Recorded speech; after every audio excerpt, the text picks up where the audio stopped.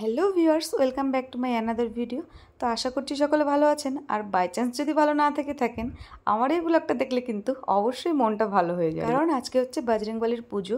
আর আমি কিন্তু আমার প্রত্যেকটা ব্লগে বজরংবলীর মন্দিরটা দেখিয়েছি, বাট পুজোটা কখনো আমি দেখিনি আর আপনাদেরকেও দেখানো হয়নি। আমিও লাইভে ফার্স্ট টাইম আজকে বজরংবলীর পুজো দেখবো আর করব। তো আমাদেরকে ওখানে যেতে বলেছিল 8টায়, আর বাড়িতে অলরেডি 8:30 বেজে গেছে। তো চলুন ঝটপট চলে যাই। আর দেখুন মন্দিরটাকে কত সুন্দরভাবে ডেকোরেশন করেছে, আমি তো জাস্ট চোখ ফেরাতে পারছিলাম না। আর ঘুরতে ঘুরতে দেখলাম পেছন দিকে আমার শিবু রয়েছে। তারপর করে নিয়েছিলাম কয়েকটা পিকচার ক্লিক, কারণ পিকচার ক্লিক না করলে তো হবে না, তাই না? তো চলুন তারপর সব কিছু করে নিয়ে বেরোতে হবে। আর এখানে আমাদের দিয়ে দিচ্ছিল টিকা, ওই সিঁদুরের উপরে চাল দিয়ে যে একটা টিকা দেয় না, সেই টাইপের। তারপর আমরা যাব জল নিতে। সবাইকে বাবা আনন্দে রাখুক। হ্যাঁ, এই যে খরচ কিন্তু সবার হাতে হাতে একটা করে দেওয়া যাবে না, একটাকেই আমরা আদান প্রদান করতে হবে। সবাই বুঝে নেন, খরচ যাকেই দেয় মন খারাপ করার কিছু নাই, ওই রাস্তার মধ্যে আদান প্রদান হবে, ঠিক আছে? যাইতেও তাই, আসতেও তাই, কোনো মনোমালিন্য কার সাথে এটা নিয়ে না। তুই একটু নিলি, এটা আমার হাত জোর থাকলো, আবার তোর একটু দিলাম, এটা প্রেমের বন্ধন। হ্যাঁ, প্রেমের এই বন্ধনটাকে আমরা যাতে সবাই মিলিতে ভাগ করে সবাই নিতে পারি, ঠিক আছে? পুজোটা কিন্তু 3 দিন হবে। তো আজকে হচ্ছে ফার্স্ট ডে, আজকে সবাই মিলে যাব আমরা জল নিতে। তারপর কালকে পুজো হবে, তারপর পরশুদিন পুজো হয়ে তারপর শেষ হবে। আর জানেন তো, এই মন্দিরের কিন্তু একটা বিশাল বড় গল্প আছে, সেটা না হয় অন্য কোনো দিন শোনাবো।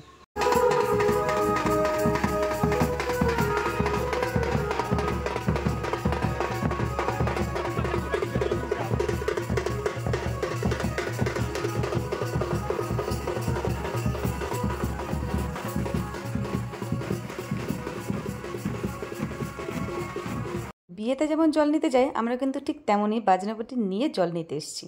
আর ঘাটে পৌঁছানোর পর কিন্তু প্রত্যেকের জন্য ওখানে জুসের ব্যবস্থা করেছিল, যেটা খুব ভালো লেগেছে আমার। ঘাটে পৌঁছানোর পর সবাই একটু মাতাম দিয়ে নিয়েছিল। আর এখন আমরা চলে যাচ্ছি জল নিতে। আর যেহেতু বৈশাখ মাস, তো নদীতে জল নেই বললেই চলে। এক সাইডে একটুখানি জল আছে, সেখান থেকে জল নিব। তো ঘাটে পৌঁছানোর পর যেগুলো রিচুয়ালস ছিল ওনারা সেগুলোই করে নিচ্ছিলেন। জল নিতে আসার কথা ছিল সকালে, কিন্তু বেরোতে বেরোতে যেহেতু লেট হয়ে গেছে, তো এখনোই মোটামুটি 12টা মতো বাজে। বৈশাখের দুপুরে টেম্পারেচার কতটা হাই হয় সেটা তো প্রত্যেকেই আমরা টের পাচ্ছি, তাই না? আর এই চড়া রোদে আমি কিন্তু খালি পায়ে হেঁটে যাচ্ছি শুধুমাত্র ভগবানের নাম করে। আমার পায়ের একটুখানি প্রবলেম থাকায় আমি কিন্তু বাড়িতেও খালি পায়ে হাঁটতে পারি না।